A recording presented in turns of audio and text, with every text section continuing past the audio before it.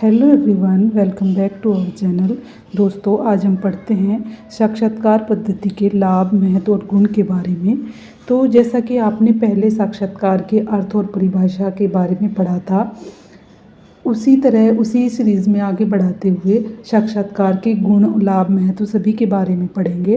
तो साक्षात्कार वह आधारशिला है जिस पर कि अन्य सब तत्व टिके हुए हैं, क्योंकि यह सामग्री संकलन का पक्ष है। यानी कि एक तरह से हम इसे एक ऐसी आधारशिला के तौर पर ले सकते हैं जिससे कि जो सूचनाएं इकट्ठी होती हैं वो उसके ज़रिए सूचनाएं इकट्ठी होती हैं, और एक तरह से जो सूचनाएं हम साक्षात्कार के ज़रिए इकट्ठे करते हैं वो दूसरी परिविधियों के मुकाबले ज़्यादा सही और रियल होती हैं। सामाजिक शोध में साक्षात्कार का क्या महत्व है, उसमें सबसे पहले नंबर पे आता है घटनाओं का अवलोकन।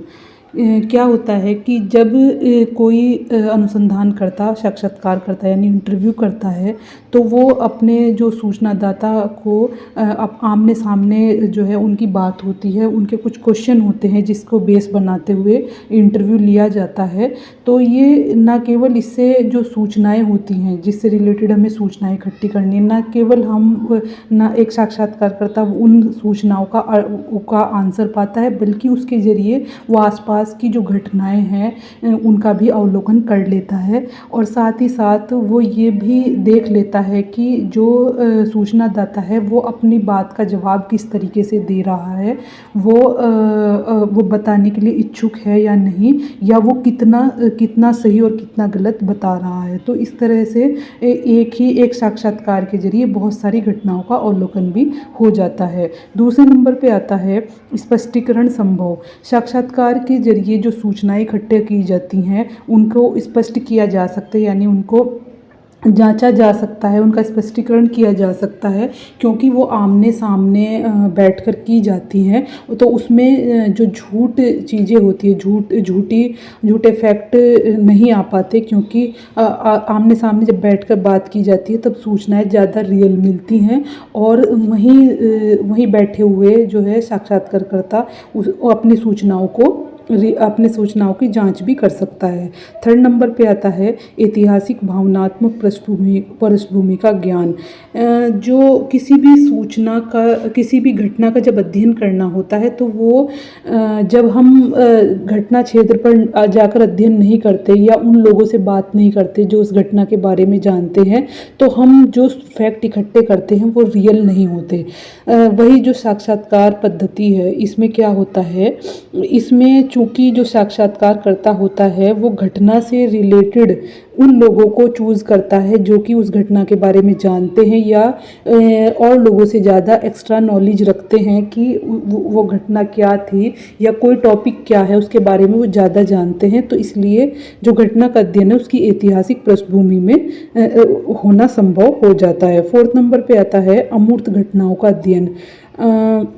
जब साक्षात्कार किया जाता है तो इंटरव्यूअर जब बात करता है सूचनादाता से, तो बहुत सारी ऐसी जो छुपी हुई सूचनाएं उसे मिल जाती हैं जिन्हें कि वो अवलोकन के ज़रिए हासिल नहीं कर सकता। यानी कि जब कोई एक व्यक्ति जो एक रिसर्च करने वाला है, जब ऑब्जर्वर है, जब वो किसी चीज़ का अवलोकन कर रहा होता है, किसी चीज़ को ऑब्जर्व कर रहा होता है, तब वो सिर्फ उस घटना के बारे में पता लगा रहा होता है। लेकिन जब वो इंटरव्यू करता है तो वो जिस व्यक्ति से बात कर रहा होता है, तो उसकी जो छुपी हुई कुछ चीज़ें हैं वो जिन चीज़ों को बता नहीं रहा है, तो वो उन अमूर्त घटनाओं का भी अध्ययन कर लेता है। मतलब कि क्या होता है कि जब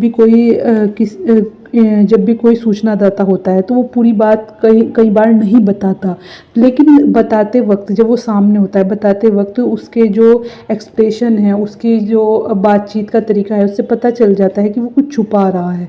तो इस तरह से क्या होता है कि जब आमने सामने बैठकर बात होती है तो इससे बहुत सारी जो अमूर्त चीज़ें हैं उनको भी जो इंटरव्यूअर है वो जान जाता है।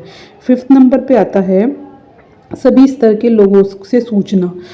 जो इंटरव्यू की मेथड है, ये इंटरव्यू मेथड रिसर्च के क्षेत्र में आप इसे किसी भी तरह के इंसान के ऊपर यूज़ कर सकते हैं, यानी कि चाहे वो एजुकेटेड हो, अनएजुकेटेड हो या बच्चा हो, बड़ा हो, आप सभी तरह के लोगों से इसके ज़रिए सूचनाएं इकट्ठी कर सकते हैं।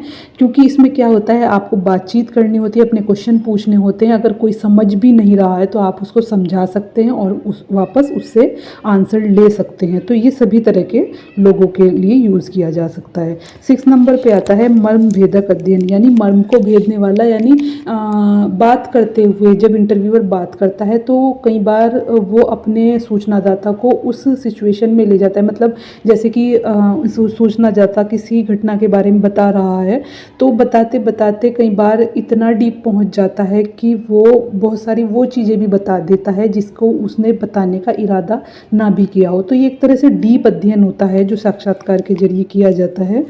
और ये मर्म को भेदने वाला, यानी कि बहुत एक तरह से जो इंटरव्यूअर है अपने जो सूचनादाता से एक तरह से जुड़ जाता है, जिससे कि रियल फैक्ट इकट्ठे होते हैं। अब आता है 7 नंबर पे आता है मनोवैज्ञानिक दृष्टि से उपयोगी।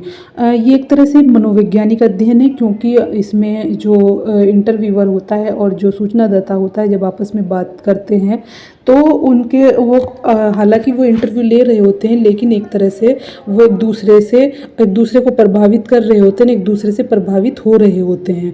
कि जब कोई व्यक्ति किसी चीज़ पर डीपली बात करता है तो वो एक तरह से मनोवैज्ञानिक तौर पर एक दूसरे से जुड़ जाता है। 8 नंबर पे आता है लचीली पद्धति। लचीली का मतलब होता है कि अपने जो साक्षात्कार पद्धति है इसमें टाइम को देखते हुए, माहौल को देखते हुए या जो सामने वाला पक्ष है यानी कि जो सूचनादाता है उसको देखते हुए जो पर्सन है यानी जो क्वेश्चन है और जो उनका इंटरव्यू का जो शेड्यूल है उसमें चेंज किया जा सकता है। ये इस तरह की पद्धति नहीं है कि जो टाइम फिक्स किया था या जो क्वेश्चन लिखे थे हमें सिर्फ उन्हीं के बारे में बात करनी है या उसी वक्त इंटरव्यू कराना है जो हमने फिक्स किया था। ये एक लचीली पद्धति है। आप टाइम का ये देखते हुए कि सामने वाला भी कब कंफर्टेबल है और किस तरह के क्वेश्चन को वह हैंडल कर सकता है उसके हिसाब से इसमें चेंज किया जा सकता है। तो इस तरह से ये एक लचीली पद्धति है। 9 नंबर पे आता है बहुक्षेत्रीय सूचनाएं प्राप्त करना। जो साक्षात्कार पद्धति है इसको आप जीवन के हर क्षेत्र में यूज़ कर सकते हैं। सिर्फ ऐसा नहीं कि आपको इसे रिसर्च के क्षेत्र में यूज़ करना है, आप हर क्षेत्र में, चाहे वो जॉब का क्षेत्र हो, चाहे आपको किसी से सूचना इकट्ठी करनी हो, चाहे किसी के बारे में जानना हो या आपको कुछ राइटिंग कुछ भी करनी हो, आप इसे हर जगह यूज़ कर सकते हैं। तो साक्षात्कार पद्धति सभी क्षेत्रों में उपयोगी है और आप सभी क्षेत्रों में इसके ज़रिए सूचनाएँ प्राप्त कर सकते हैं। तो जो साक्षात्कार पद्धति के लाभ है अक्सर लॉन्ग क्वेश्चन के तौर पर पूछा जाता है। तो आई होप आपको समझ आ गया होगा। Thank you so much for watching my video.